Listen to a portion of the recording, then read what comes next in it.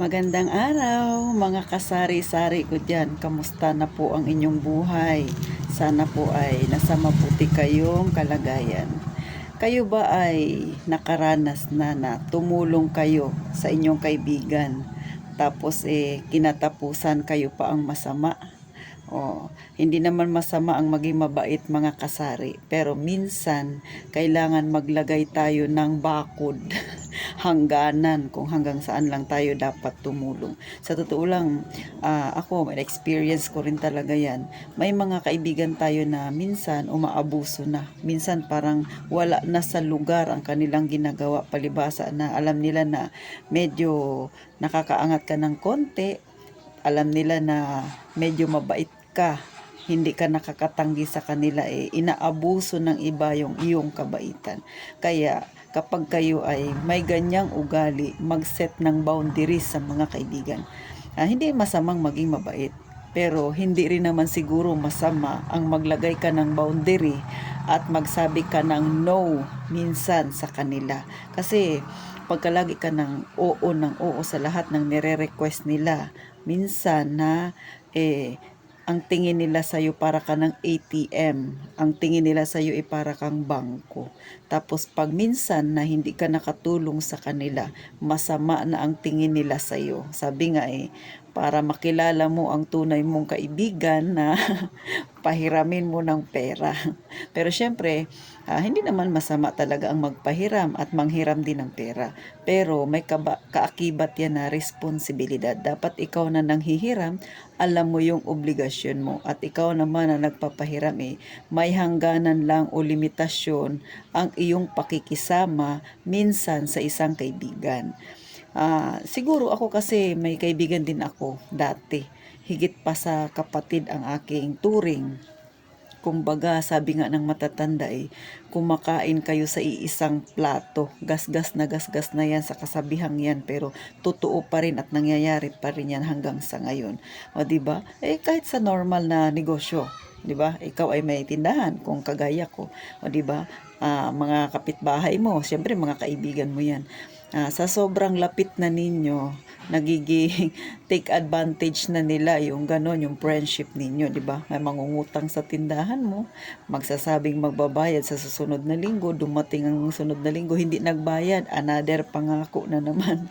Tapos utang ng utang, tapos kinatapos-tapusan mo, nag-away na kayo kasi hindi na siya nagbayad. Tapos minsan pag sinisingil mo, nakukulitan siya sa iyo, parang ikaw na yung masama ngayon, ikaw na yung tumulong, ikaw yung masama. So kayo ba mga kasari, na experience niyo na yan?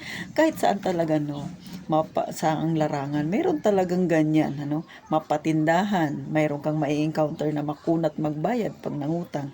Sa kaibigan din, mayroon din ganyan, nangungutang sa'yo, di ba? Sa una, okay pa magbayad. Pag tinagal-tagal na, ganyan na, di ba?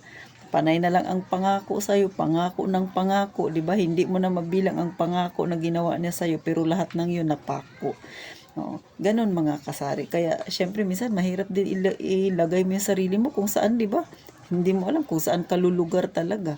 Tutulong ka, masama ka. Pag hindi ka tutulong, masama ka pa rin. Pero sa totoo lang, para sa akin, hindi masama tumulong, lalo na kung mayroon ka namang pangtulong. Yung pangit lang yung naaabuso ka na. Ganon mga kasari. Kaya ako noon, marami rin akong mga kaibigan, mga close sa akin. Pero nung may taong gumawa niyan sa akin, hindi lang isa, dalawa, mga tatlo sila. Ayaw ko na mag best friend ulit. Bagamat may best friend akong tinuturing, pero syempre, yung best friend na yun yung kaibigan na hindi humihingi sa iyo ng kung ano-ano. Hindi tinitingnan kung ano yung kaya mong ibigay, di ba? Yung kaibigan talaga na tunay, meron ako niyan.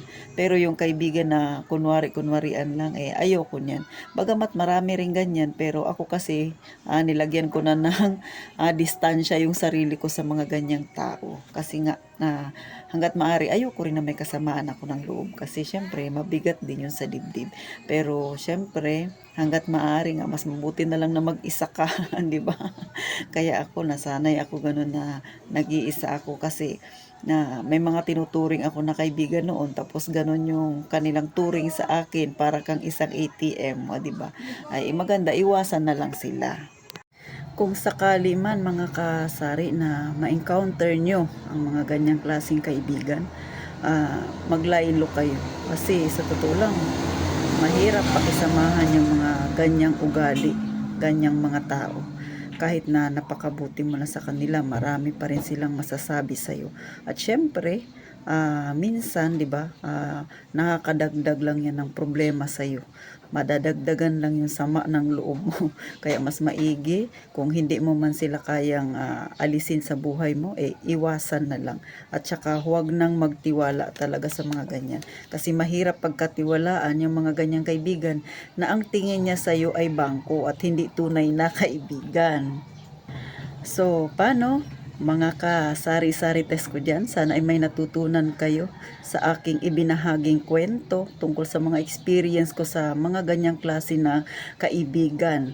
At sana huwag naman kayong magsawa na i-like at saka syempre subscribe na rin kayo sa aking maliit na channel para marami pa tayong mabigyan din ng paalala ng mga kagaya natin, di ba? Baka yung iba kasi minsan parang okay lang sa kanila na ganunin sila kasi iniisip nila kaibigan. So kung napapanood ninyo ito, relate kayo, alam nyo na ang gagawin nyo mga kasari, dahan-dahan na silang alisin sa ating buhay o kaya naman iwasan ang mga ganito.